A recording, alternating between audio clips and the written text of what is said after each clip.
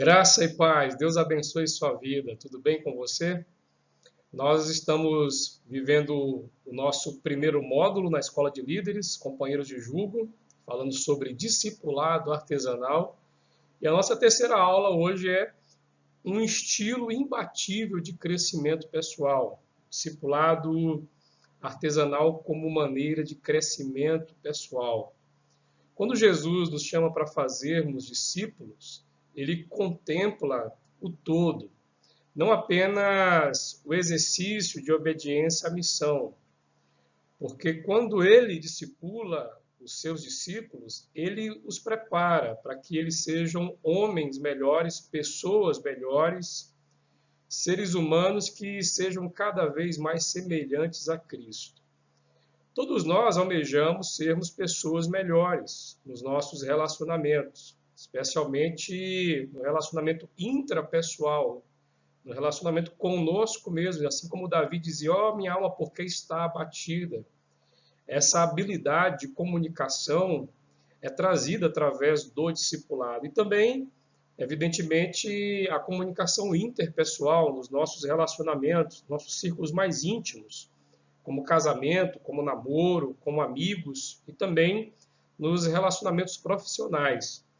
Então é muito importante que nós venhamos a frisar isso nesse tempo onde a gente percebe que é muito comum essa teologia coaching motivacional de tantos ensinos psicológicos, quando nós temos a melhor psicologia de todas, que é o Evangelho, que é do Filho de Deus, do próprio Criador, que fala como nós, seres humanos, realmente podemos funcionar melhor, crescer mais, nos tornarmos melhores. E, além disso, é de graça, é pela graça de Deus. Então, quando nós olhamos para Jesus, ele sim é o nosso melhor treinador, ele sim é o nosso melhor coaching. E, através dos evangelhos, nós aprendemos também a nos tornarmos também bons treinadores.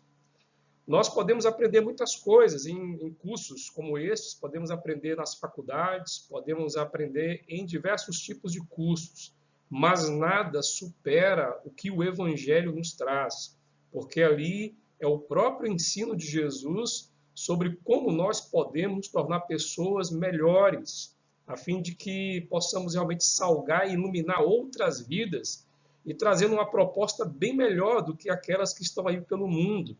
Porque enquanto o mundo fala de ambições que vão daqui a um tempo serem destruídas pelo fogo do julgamento de Deus, aquilo que o Senhor Jesus nos traz é uma preparação para a vida eterna, para a vida que virá ainda, para algo que vai permanecer. Portanto, o discipulado é um estilo imbatível de crescimento pessoal. Nada é maior do que essa ferramenta, quando nós realmente andamos sob o jugo de Cristo e quando nós também começamos a transferir, a compartilhar esse jugo com outros, tá bem?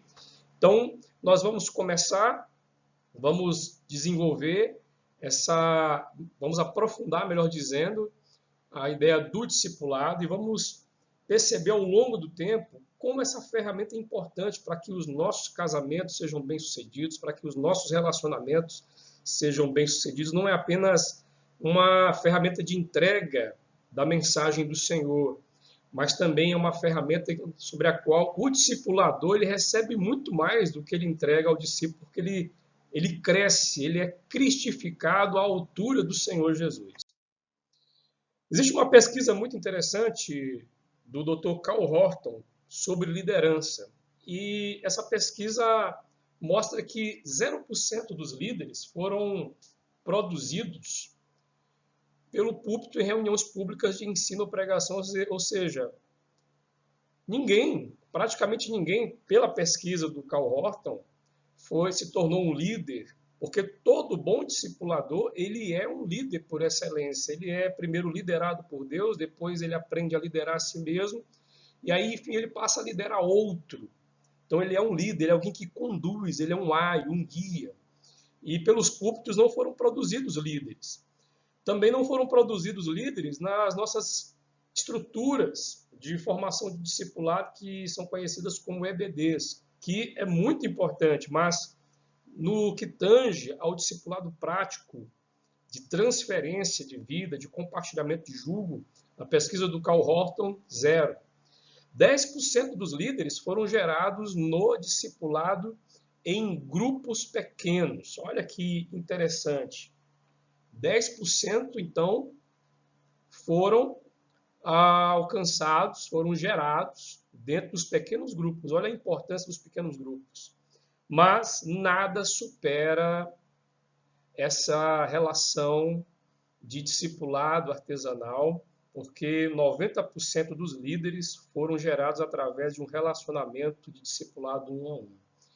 Hoje existem muitas instituições que trabalham até mesmo com empresas que demonstram que essa realidade de colocar uma pessoa mais experiente, um líder master, com um júnior, a empresa ela tende a ganhar mais.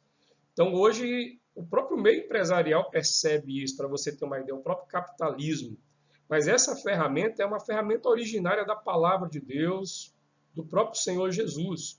E nós temos a oportunidade de compreender na fonte e aprender a ter discernimento através do Espírito Santo que habita em nós. Então, é uma grande vantagem.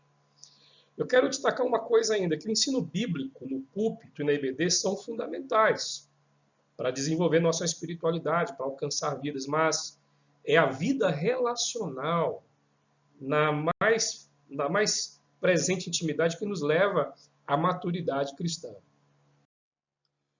O discipulado não é uma doutrina moderna, né? Às vezes dá uma ideia que é moderna, porque aparece vários modelos eclesiológicos, né, falando sobre discipulado, e a gente pensa que é algo novo, mas não é. E também não é exclusivo nem do próprio Novo Testamento, mas é o que vem desde o Antigo Testamento.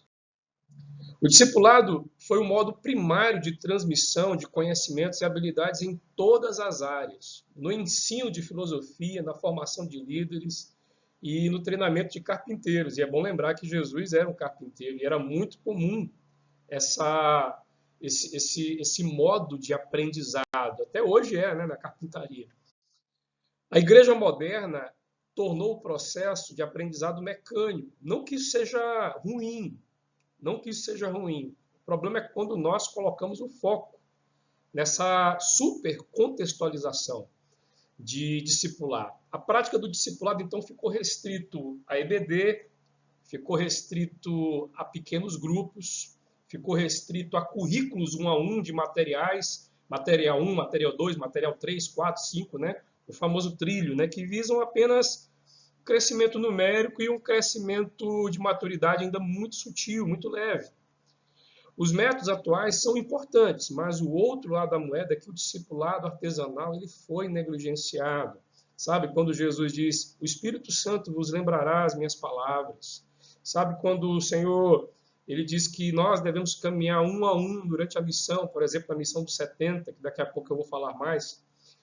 E, enfim, eu quero apenas dar uma pincelada nisso, dar uma especificidade no sentido do termo artesanal aqui, que significa compartilhar ensinos e experiências com base nas meditações diárias, que é quando você é discipulado pessoalmente por Deus, que são feitas a partir de uma leitura direta dos evangelhos, de preferência sem atravessadores, como livros devocionais, apostilas, bíblias de estudo, tá? Vídeos devocionais de pastores, tá? E tudo mais. Tudo isso é importante, irmãos. Devocionais, vídeos, eu também tenho, mas nós temos que buscar ter uma experiência para além disso, algo mais profundo, tá? Porque muitas vezes nós acabamos apenas nos tornando semelhante ao discipulador, quando o propósito é nos tornar semelhantes a Cristo. A missão, o ID, a grande comissão, ela é coletiva, de fato, mas primeiro ela se cumpre na individualidade como estilo de vida. É necessário que a gente entenda isso, que nós possamos assimilar essa compreensão, que fazer discípulos é o que primeiro tem que realmente estar instalado em nossa consciência, de maneira que a nossa consciência, por obediência à fé, e fé é confiança em Deus sobre aquilo que Deus fala, e a gente vai entendendo então que fé está acima da razão, das nossas razões e também das nossas emoções. A fé é confiar naquilo que Deus está falando, de maneira que a fé será o lastro para aquilo que nós vamos sentir, para as nossas emoções, e as nossas razões serão finalmente alinhadas com as razões de Deus. Então a missão ela tem que se cumprir primeiro na individualidade, não no individualismo, não na ideia de eu vou fazer a minha parte e pronto. Não, de forma alguma. Porque isso já é individualismo. Eu falo na individualidade, de você ter isso como um estilo de vida próprio. A importância da missão cumprida na individualidade é gerar discípulos espontâneos, discípulos sobre os quais o pastor, o líder de célula, de PGM, eles não precisam ficar toda hora dizendo que você tem que fazer aquilo que Deus mandou fazer, que você tem que alcançar pessoas e tudo mais.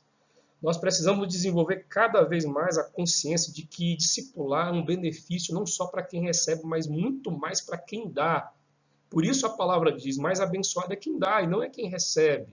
Paulo já disse isso, e isso também se afirma, especialmente na relação de discipulado. É muito bom quando você tem um grupo de discípulos em que eles estão de forma espontânea. Tá? E é por isso que eu recomendo que quando você começa um pequeno grupo, é bom que você comece liderando um. E daqui a pouco você e esse um vão ganhar cada um mais um, já são 4. Já é a base de uma célula, de um pequeno grupo muito forte, de pessoas plenamente conscientes e não de bebês na fé que querem apenas ser cuidados. Vamos compreender melhor essa questão dos modelos eclesiológicos, né? Porque às vezes dá uma ideia de que não são servis, não são úteis, não são importantes. Não, eles são importantes. Os modelos eclesiológicos eles devem ser compreendidos como andajás espirituais no cumprimento da missão. Você sabe o que é o andajar, né? Vou colocar aí para você ver. Então, o que acontece é o seguinte, é que a igreja primitiva ela não tinha andajás espirituais, não havia modelos eclesiológicos, tá? Isso faz parte da nossa contextualização. Contudo, o que acontece muitas vezes é que pela própria fraqueza das igrejas, pela forma de ensino, pela maneira de colocar as coisas apenas no nível de cuidado do discípulo, o que ocorre é que os nossos discípulos hoje, os novos convertidos, eles chegam fracos, continuam fracos e muitas vezes terminam fracos a sua jornada aqui na Terra. E aí os homens de Deus pedem orientação do Senhor e o Senhor concede. Eu creio que é algo que vem de Deus, os modelos eclesiológicos. E o Senhor concede essa sabedoria para a criação de modelos que possam sustentar as crianças espirituais. O problema é quando nós ficamos demasiadamente apegados aos andajás espirituais, que são os modelos de crescimento. Esse é o problema.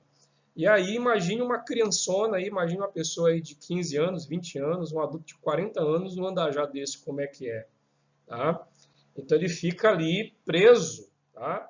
Ou ele anda na medida que o modelo estabelece para ele, ele não tem espontaneidade. E acontece que a igreja primitiva ela andava sem precisar do andajá. Os irmãos já eram logo perseguidos, logo quando se convertiam, muitos até morriam, né? Tá? Como Estevão, por exemplo, e tantos outros.